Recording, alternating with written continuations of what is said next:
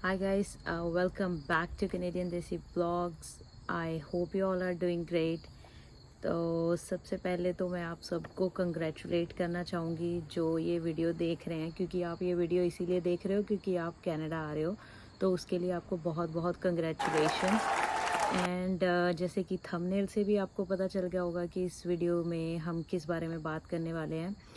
तो जब आप कनाडा आते हो तो बहुत सारी ऐसी चीज़ें होती हैं जो हमें right after coming to Canada वो आते ही हमें करवाने पड़ते हैं। कुछ काम ऐसे होते हैं, तो आज हम उसी के बारे में बात करेंगे कि कौन कौन से इम्पोर्टेंट काम है और स्टेप बाय स्टेप आप उसको कैसे करवा सकते हो, कहाँ से करवा सकते हो, कौन सी जगह जाना पड़ता है आपको क्या करवाने के लिए। तो without wasting any more time, let's get started with the video, let's go. Okay, तो सबसे पहले जब आप कनाडा आते हो तो आने से पहले आपको अकोमोडेशन चाहिए होती है, जो आपको आपके कनाडा मतलब लैंड करने से पहले ही आपके पास होनी चाहिए, राइट। तो उसके लिए अगर तो आपके पास कोई नोन आपका फ्रेंड या कोई रिश्तेदार कोई है तो आप उनको बोल सकते हो, वो आपके लिए जगह ढूंढ सकते हैं। एक बात का ध्यान जरूर रखिएगा जगह ढूंढते हुए, कनाडा में क्या होता है कि आपको जो जगह है फर्स्ट टू फर्स्ट ही मोस्टली मिलती है। मतलब फर्स्ट तारीख से अगर कोई भी किसी भी महीने में आप आ रहे हो तो आप ट्राई कीजिएगा कि अपनी टिकट जो है उस अकॉर्डिंगली कराइए कि या तो आप फर्स्ट तारीख को सेकंड तारीख को लैंड करें। अगर आप डायरेक्टली अपना जो रूम ले रहे हो रेंट पे या अपार्टमेंट या कोई घर कुछ भी ले रहे हो, जो भी ले रहे हो रेंट पे, उसमें अगर आप डायरेक्टली जा रहे हो तो आपको ध्यान रखना है कि आप फर्स्ट तारीख के आसपास ही आओ। एक दो दिन ऊपर नीचे हो दैट्स फाइन, क्योंकि अगर आप 7 तारीख को 10 तारीख को आते हो तो आपका वो 10 दिन का रेंट वेस्ट है, राइट। तो इसलिए आप अपनी टिकट को उस तरीके से ही लीजिएगा कि आप मतलब फर्स्ट के आसपास ही आए हो। तो उसके बाद अब आपका अकोमोडेशन का हो गया, ठीक है, अकोमोडेशन का हो गया और आप कनाडा आ गए, राइट। तो जैसे ही आप कनाडा लैंड करते हो उसके बाद आप एयरपोर्ट पे जा तो आपको कोई आप पहले अरेंज कर सकते हो। अगेन अगर आपका कोई फ्रेंड रिलेटिव या कोई है, उससे क्या होता है कि वो आपको एयरपोर्ट पे लेने आ जाते हैं और आपका जो टैक्सी वगैरह का खर्चा है वो बच जाता है, ठीक है। अगर आपको कोई लेने नहीं आता, लेट्स से ऑब्वियसली आपको टैक्सी लेनी पड़ती है, तो टैक्सी ऊबर कर सकते हो, लिफ्ट कर सकते हो। सेम अब तो ऊबर और लिफ्ट इंडिया में आई डोंट नो लिफ्ट अगर है कि नहीं, बट वो लिफ्ट भी ऊबर जैसे ही है। लिफ्ट थोड़ी ऊबर से चीपर होती है अगर आप कनाडा में मतलब आ रहे हो, तो अगर आपको एयरपोर्ट से बुक करनी पड़े कहीं जाने के लिए तो आप मैं प्रेफर करूँगी कि ऊबर की बजाय आप लिफ्ट करो, उसमें थोड़े आपके पैसे बच जाते हैं अगर आपको कोई लेने नहीं आ रहा। और दूसरी ऑप्शन आपके पास ये रहती है कि अगर आप स्टूडेंट आ रहे हो तो आप अपने मतलब आने से पहले आप अपने कॉलेज के थ्रू भी मतलब आप अरेंज करवा सकते हो। वो आपको ऑप्शन देते हैं कि आप पिक एंड ड्रॉप की ऑप्शन जो है बुक करनी पड़ती है, उसके लिए आप वो भी बुक कर सकते हो। तो बट उसके लिए क्या है कि आपको बहुत पहले ही मतलब ऑनलाइन बुकिंग करनी पड़ती है आपकी कॉलेज की वेबसाइट पे जाके कि मतलब पिकअप चाहिए एयरपोर्ट से, ठीक है। तो और ये तो होगी आपकी वहाँ से घर तक जाने का, एयरपोर्ट से जुगाड़ हो गया, ठीक है। तो वो हो गया आपका। अब आप सेफ एंड साउंड हैप्पीली आप अपने घर पहुँच चुके हो जहाँ पे आपको पहुँचना था, जो भी आपकी अकोमोडेशन थी। तो घर पहुँच के एक आधा दिन तो आप रिलैक्स करो, अपना माइंड फ्रेश करो, क्योंकि फ़्लाइट लंबी होती है तो बंदा थक जाता है, ठीक है। तो नेक्स्ट डे जो मैं प्रेफर करती हूँ, पहली चीज़ आपको क्या चाहिए, आपको बस पास लेना होता है। चाहे तो आप कुछ, क्योंकि बस पास में सबसे पहले प्रायोरिटी में इसलिए रखती हूँ क्योंकि आपको कुछ भी काम करवाने जाना है तो आप पैदल तो जा नहीं सकते, राइट। हाँ, ऐसा हो सकता है कि जहाँ पे आप रह रहे हो वो जस्ट अ डिफरेंट सिनेरियो है कि कहाँ पे आप रह रहे हो। अगर आपके घर के आसपास ही कोई ऐसा प्लाजा है जिसमें आप बैंक है, मतलब जो बैंक का काम करवाना होता है आते ही, तो आपको आते ही बस पास की ज़रूरत नहीं है, आप बैंक वगैरह मतलब पैदल चल के जा सकते हो। बट फिर भी मैं प्रेफर करूँगी कि सबसे पहले आप किसी तरह से जहाँ जिनके साथ आप रह रहे हो उनको आप बोल के उनके साथ जाके आपका अगर आप ब्रैम्पटन आ रहे हो तो 375 के आसपास बस का फेयर होता है वन टाइम का, और वो फेयर आपका मतलब 2 घंटे तक चलता है। अगर आप 2 घंटे में अपना काम करवा के वापस आ जाते हो तो आपको दोबारा वापस आने के लिए फेयर नहीं लगता है। उसी 375 की आप टिकट संभाल के रखो अपनी, 2 घंटे के अंदर अंदर आप वापस आ सकते हो उसी फेयर में। तो सबसे पहले तो हो गया आपका बस पास, राइट? आपने बस पास ले लिया। अब आपके पास एक्सेस है कि आपने कहीं भी जाना है तो आप जा सकते हो, ठीक है? तो दूसरा काम क्या है आपका, सबसे पहले तो आप बैंक जाओ। बैंक जाके अपना जो भी आपका जीआईसी, अगर आप स्टूडेंट आ रहे हो, राइट, तो आपका जीआईसी खुला हुआ होता है, ठीक है? तो आप अपने सारे पेपर वर्क लेके जाओ। जब आप एयरपोर्ट पे लैंड करते हो तो वो आपको स्टडी परमिट देते हैं कि आप अपने काम के साथ, मतलब स्टडी के साथ साथ आप 20 आवर्स जो है काम कर सकते हो। उसको बोलते हैं स्टडी परमिट और वर्क परमिट, दोनों ही, ठीक है? तो आप वो लेके जाओ अपना साथ में। और बाकी जो आपके जीआईसी के पेपर है होते हैं, जो आपको इंडिया में आपका एजेंट आपको देता है, जिससे भी आपने फ़ाइल लगवाई है, तो वो आप सारे paper basically A to Z अपने पेपर, पासपोर्ट वगैरह सब लेके जाओ और बैंक जाओ। उनको जाके वहाँ पे बोलो कि मेरा जीआईसी अकाउंट है, I am a student here and I have an GIC account, मैं उसको रीओपन करवाना चाहता हूँ। मतलब अकाउंट ओपन करते हैं। बेसिकली जो आपका जीआईसी अकाउंट होता है वो आपका अकाउंट नहीं होता। इंडिया में ये गलत मतलब इन्फॉर्मेशन होती है कि आपका अकाउंट खुल गया, उसमें वो सिर्फ आपका जीआईसी अकाउंट ओपन करते हैं, वो आपका बैंक अकाउंट नहीं होता। जब आप यहाँ पे आ जाते हो, आप बैंक जाते हो, उस दिन वो आपका चेकिंग एंड सेविंग अकाउंट उस दिन खोलते हैं। जब आप जाते हो तो आप वहाँ पे जाओगे, आप अपना उसको दोगे।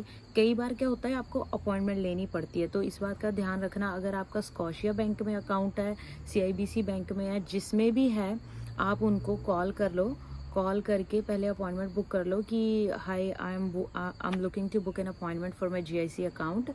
तो वो आपको अपॉइंटमेंट दे देंगे, फिर उसी टाइम ही आप जाना, ठीक है? एक तो आपका अगर तो आपके आसपास है तो आप जाके पूछ सकते हो, वो आपको बता देंगे कि आपको अपॉइंटमेंट लेनी पड़ेगी, तो ठीक है। नहीं तो मैं प्रेफर करूँगी आप जाने से पहले कॉल ही कर लो बैंक को एक बार। तो आपको मतलब एक बार कॉल कर लोगे तो आपको कंफर्मेशन हो जाएगी कि आप बिना अपॉइंटमेंट के जा सकते हो या नहीं जा सकते, ठीक है ना?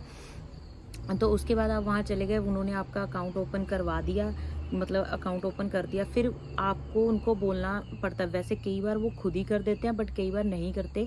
आप उनको बोल सकते हो कि मेरे जीआईसी में से मेरा $2000 जो है वो मेरे अकाउंट में ट्रांसफ़र कर दो। तो वो आपको उसी टाइम जो है $2000 आपके चेकिंग अकाउंट में ट्रांसफ़र कर देते हैं। और जो आपका बाकी का जीआईसी होता है वो एवरी मंथ की एक काइंड ऑफ इंस्टॉलमेंट बन जाती है, 620 के आसपास होती है आई गेस। तो वो $620 के आसपास जो आपकी इंस्टॉलमेंट बनती है, वो हर मंथ आपके जीआईसी में से आपके चेकिंग अकाउंट में अपने आप ट्रांसफ़र होते रहते हैं। तो उसके बाद वहाँ पे वो आपको एक ऑप्शन देते हैं वीज़ा अप्लाई करने के लिए, जो क्रेडिट कार्ड होता है। तो क्रेडिट कार्ड भी मैं तो प्रेफर करूँगी कि आपको लेना ही चाहिए जब आपको वो देते हैं। तो जब आप आते हो, नए हो चाहे वो स्टूडेंट हो, क्योंकि आपकी कोई क्रेडिट हिस्ट्री नहीं होती है, तो वो आपको सिर्फ $1000 का ही क्रेडिट कार्ड देते हैं। वो आपको पूछते हैं कि क्या आप अप्लाई करना चाहते हो, तो उस केस में आप उनको येस या फिर नो अगर आप नहीं करना चाहते। बट मैं आपको सजेशन देती हूँ कि आप आते ही कर लो, क्योंकि यहाँ पे आगे चल के आप कभी कोई फ़ोन लेना है, कोई लैपटॉप लेना है, कोई इंस्टॉलमेंट पे कुछ भी लेना है आपने, तो उसके लिए वो आपका क्रेडिट कार्ड ज़रूर चेक करते हैं। आपका क्रेडिट से ही आपको ये चीज़ें मिलती है, क्योंकि आपका क्रेडिट स्कोर फिर बिल्ड होता है। आगे चल के आपने घर लेना होता है, उसके लिए आपको क्रेडिट स्कोर चाहिए होता है।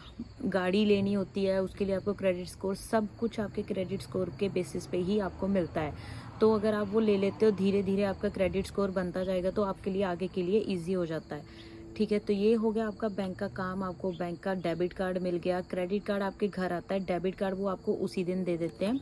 क्रेडिट कार्ड 1 हफ्ते 2 हफ्ते में आपके घर पे आ जाता है। तो अब आपका बैंक अकाउंट हो गया। पैसे की थोड़ी दिक्कत, जो आप इंडिया से लेके आते हो हाथ में, वो तो चलो होते ही हैं, आपको $2000 और मिल जाता है। और यहाँ पे ध्यान रखना है, आपको आते ही फ़ोन, महंगा फ़ोन या कुछ भी लैपटॉप, कुछ ऐसी महंगी चीज़ नहीं लेनी है, उसको सेव करना है ताकि आप अपनी फ़ीस के लिए उसको यूज़ कर सको। क्योंकि बहुत सारे स्टूडेंट कई बार आपको गलत मतलब सलाह दे देते हैं कि फ़ोन ले ले, लैपटॉप ले ले। आप जो भी फ़ोन आप अपना इंडिया से लेके आए हो, प्लीज़ उसी को यूज़ करने की कोशिश करो जब तक आपकी स्टडी नहीं ख़त्म हो जाती। हाँ, इन केस अगर आपको बहुत ही ज़्यादा ज़रूरत है, आपका फ़ोन नहीं चल रहा, आपकी यहाँ की सिम उसमें काम नहीं कर रही, तो वो ऑप्शनल केस है। बट उस केस में भी मैं ये बोलूँगी कि बहुत ज़्यादा महंगा फ़ोन वगैरह कुछ ऐसी चीज़ों में पैसे प्लीज़ स्पेंड मत किया कीजिए, क्योंकि आपको आगे चल के बहुत ज़रूरत पड़ती है। तो अब आपके पास पैसे आ गए, ठीक है। अब दूसरा काम आपको करना है कि आपको अपना फ़ोन लेना है। मैंने आपको सॉरी फ़ोन लेना मैंने बोल दिया, फ़ोन की बात चल रही थी। आपको अपना सिम कार्ड लेना है, ठीक है। तो मैंने आपको सिम कार्ड तीसरे नंबर पे क्यों रखा, क्योंकि कई बार जब आप जाते हो वहाँ पे मतलब प्रीपेड की बहुत अच्छी डील्स लगी होती है सिम पे। उसके लिए वो आपका क्रेडिट कार्ड माँगते हैं। वो बोलते हैं कि आपका क्रेडिट कार्ड है तो हम आपके क्रेडिट कार्ड पे मतलब वो कर देते हैं, प्री बिल आपका कर देते हैं। तो इसलिए अगर आपके पास आपने एक बार अपना वो ले लिया क्रेडिट कार्ड, डेबिट कार्ड कुछ आपके पास है यहाँ का, तो आपके लिए ईज़ी हो जाता है सिम कार्ड लेना भी, ठीक है। तो आप जाना किसी भी स्टोर पे, यहाँ पे काफ़ी अच्छे चीपर प्लान मिल जाते हैं। बहुत महंगे प्लान लेने की ज़रूरत नहीं है स्टार्टिंग में, क्योंकि इतना ज़्यादा डेटा भी नहीं चाहिए होता है, क्योंकि जहाँ पे भी आप रहोगे कनाडा में आपको हर जगह वाईफाई मिलेगा। अगर आप घर पे हो, घर पे भी वाईफाई होता है, कॉलेज जा रहे हो, कॉलेज में भी वाईफाई होता है, आपकी वर्क प्लेस है वहाँ पे भी वाईफाई होता है। तो आपको इतना ज़्यादा इंडिया की तरह मतलब डेटा लेने की ज़रूरत नहीं पड़ती है। तो उस हिसाब से आप अपना एक चीपर प्लान जो है वो पिक कर सकते हो। आपको $30 पर मंथ, $40 पर मंथ में चीपर प्लान्स मिल जाते हैं। और यहाँ पे मतलब अच्छी कंपनीज़ हैं कई। एक तो फ्रीडम है, फ्रीडम स्टार्टिंग के लिए बहुत अच्छी है, 1-2 महीने के लिए आप ले सकते हो। वैसे भी बहुत अच्छी है, अब तो उसकी सर्विस एडवांस हो रही है। पहले उनके नेटवर्क काफ़ी अच्छे नहीं होते थे, बट उनके जो प्लान्स हैं प्राइसेस के अकॉर्डिंगली वो बहुत अच्छे हैं। तो आप फाइडो, फ्रीडम, ये चीज़ें, ये दो कंपनियां आप कंसिडर कर सकते हो, ठीक है। और रॉजर्स और बेल, ये जो कंपनियां ये बहुत एक्सपेंसिव है, बहुत ही मतलब प्लान्स इनके महंगे होते हैं। तो आई वुड से कि आप दूसरी फाइडो या फ्रीडम, इन दोनों में से ही कोई चूज़ कर लो तो बेटर रहता है। तो अब आपका पास है, आपके पास बस पास है, आपके पास आपका बैंक का काम हो गया, ठीक है। अब तीसरा आपका सिम कार्ड भी हो गया। अब आपको क्या चाहिए, अब आपको सिन नंबर चाहिए ताकि आप जॉब ढूंढ सको, ठीक है। तो आपने जाना है सर्विस कनाडा। सर्विस कनाडा में आपको आपका सिन नंबर मिलेगा। सिन नंबर 9 डिजिट का एक नंबर होता है जिसके बेसिस पे आप कनाडा में काम कर सकते हो। मतलब वो शो करता है कि you are eligible to work in Canada, ठीक है। तो आपको उसके लिए सर्विस कनाडा जाना है। आप अपने गूगल में सर्च कर सकते हो सर्विस कनाडा आसपास कहाँ पे है, आपके घर के आसपास। तो आप गूगल में सर्च करके देख लो कि कहाँ पे दिखा रहा है। तो डायरेक्शंस में डाल के, जीपीएस में डाल के आप बस भी चेक कर सकते हो कि आपको कौन सी बस कहाँ से लेनी है। आप एक गूगल मैप आजकल मोस्टली सारे फ़ोन्स में होता है, तो आपको उसकी दिक्कत नहीं आने वाली कोई। तो उसमें फिर आप चेक कर सकते हो कि आपको कौन सी बस कहाँ जाके आपको बेसिकली सर्विस कनाडा पहुँच जाना है। जाके आपकी किसी की हेल्प ले सकते हो वहाँ जाने के लिए, तो वेल एंड गुड। अगर नहीं तो आप किसी को पूछ सकते हो कि मुझे कौन सी बस है, डायरेक्शंस दिखा के मुझे यहाँ जाना है, तो हर कोई हेल्प कर देता है यहाँ पे, ठीक है। आप सर्विस कनाडा पहुँच गए, वहाँ पे भी आपको अपने सारे पेपर लेके जाने हैं साथ में। अब आपके पास अपना, आपको एड्रेस याद होना चाहिए कि आप कहाँ पे रहते हो, आपके पास अपना फ़ोन नंबर आ गया, ठीक है। और अगेन मैंने सिन नंबर इसलिए एंड में भी बोला है क्योंकि सिन नंबर जब आप लेने जाते हो तो वहाँ पे भी आपका एड्रेस और फ़ोन नंबर वो दोनों मांगते हैं। अगर आपके पास फ़ोन नंबर नहीं है तो फिर इवेंचुअली आपको किसी और का देना पड़ता है, फिर बाद में चेंज करवाते रहो, फ़ायदा कोई नहीं है। इससे अच्छा है, क्योंकि पहले दिन ही तो आपने काम पे जाना नहीं है, तो आपका बैंक का काम और जो आपका आपका बैंक का काम और सिम का काम, दोनों काम एक ही दिन में। इनफैक्ट आप जैसे ही आप लेट्स से आज आप आए हो, कल आप चले गए अपना वो बस पास लेने, बस पास लिया, उसके बाद सीधा आप चले गए बैंक का काम करवाया, बैंक का काम करवा के आते आते आपने ले ली अपनी सिम, ठीक है। सिम के बाद आप अगले दिन आप जा सकते हो सर्विस कनाडा, ठीक है। तो आपको 2 दिन में ही बेसिकली आपके सारे काम हो जाते हैं, तो इतना कोई इशू नहीं है। सर्विस कनाडा गए, अपने सारे पेपर लेके जाओ, वहाँ पे आपको बोलना है कि hi, I am looking to get my SIN number, मैं नया आया हूँ और मुझे सिन नंबर चाहिए, ठीक है। तो आप जाओ, उसको वो मांगेगी, आपका स्टडी परमिट मांगेगी, तो आप अपना कॉलेज का जो स्टडी परमिट है वो निकाल के दे दो, जो आपको कनाडा एंटर होने के बाद एयरपोर्ट पे मिला था, ठीक है। वो आपको स्टडी परमिट अपना देना है। उसके बाद वो आपको पूछेंगे, जो भी क्वेश्चन पूछेंगे, आपका एड्रेस पूछेंगे, फ़ोन नंबर पूछेंगे, वो आपने उनको दे देना है, ठीक है। वो दे दिया आपने, उसके बाद वो आपको एक पेपर दे देंगे, सिन नंबर दे देंगे। वो बोलेंगे कि आपकी ये आपके राइट्स हैं, एज ए वर्कर आप काम करना है यहाँ पे, तो as a employee, as a worker आपके ये राइट्स हैं। अगर आपको कोई इशू आता है तो आप इस नंबर पे कॉल कर सकते हो, उसका कुछ नहीं है, ठीक है। तो अब आपके पास आपका सिन नंबर भी आ गया, आपके पास आपके पैसे भी आ गए, जगह भी हो गई, फ़ोन नंबर भी आ गया, आप बिल्कुल सेट हो गए हो, ठीक है। आपके जो चीज़ें इंपॉर्टेंट थी वो हो चुकी है। अब नेक्स्ट आपको ढूंढनी है आपकी जॉब। कनाडा में आपको 20 घंटे अगर आप स्टूडेंट आ रहे हो तो 20 hours you are eligible to work. तो जॉब ढूंढने के लिए यहाँ पे क्या होता है कि स्टार्टिंग में सबको ही पता है कि कुछ ना कुछ हल्की फुल्की कोई लेबर जॉब ही बंदे को करनी पड़ती है, जो भी बंदे को मिले टू सर्वाइव, टू पे योर रेंट्स एंड बिल्स। ठीक है, तो आते ही जा तो अगर आप अप्लाई कर सकते हो, जैसे यहाँ पे टिम हॉर्टन है, मैकडोनल्ड है, ऐसे रेस्टोरेंट्स में भी अप्लाई कर सकते हो। अगर नहीं तो यहाँ पे एक एम्प्लॉयमेंट एजेंसीज बनी होती है, जहाँ पे जाके आप अपने रजिस्टर कर सकते हो अपने आप को। फिर वो आपको अगर किसी भी वेयर हाउस या किसी फैक्ट्री या कोई भी जहाँ पे भी कोई शिफ्ट होती है वो आपको कॉल कर देते हैं, तो फिर आप उसके अकॉर्डिंगली जा सकते हो। वो भी सेम आप गूगल पे सर्च करो एम्प्लॉयमेंट एजेंसीज नियर मी, तो वहाँ पे आपको नीचे सारी एम्प्लॉयमेंट एजेंसीज के नाम आ जाते हैं। आप घर पे बैठे उनको सीधा कॉल भी करके पूछ सकते हो instead of going. Keep calling them. एक बार में जॉब नहीं मिलती। अगर आप वहाँ, अगर वो आपको बोलते हैं कि यहाँ पे आके रजिस्टर करवाओ, तो आप जाके रजिस्टर करवा सकते हो। ठीक है, अगर आप जाके वहाँ पे रजिस्टर करवाते हो तो उसके बाद भी आपको हर रोज़ उनको कॉल करनी पड़ती है कि हे दिस इज़ माय नेम ब्ला ब्ला ब्ला, जो भी आपका नाम है, कि मैं आया था, मैंने वहाँ पे आपके रजिस्टर कराया था, कि do you have anything for me, क्या आपके पास मेरे लिए कोई जॉब है। तो अगर आप रोज़ रोज़ उनको कॉल करते हो तो दे कंसिडर यू। जब उनके पास कोई ऑप्शन आती है तो वो आपको ही कॉल करेंगे सबसे पहले, क्योंकि उनको लगता है कि आप उनको बार बार कॉल कर रहे थे and you really need a job, तो इसलिए वो आपको ही कॉल करते हैं। तो इस बात का बहुत ध्यान रखना पड़ता है। ठीक है, तो ये होगी, अभी आपको जॉब भी मिल जाएगी, कोई बात नहीं, टाइम लगता है थोड़ा सेट होने में, हफ्ते 2 हफ्ते लग जाते हैं जॉब मिलने में, बट आपको ट्राई करते रहना पड़ेगा।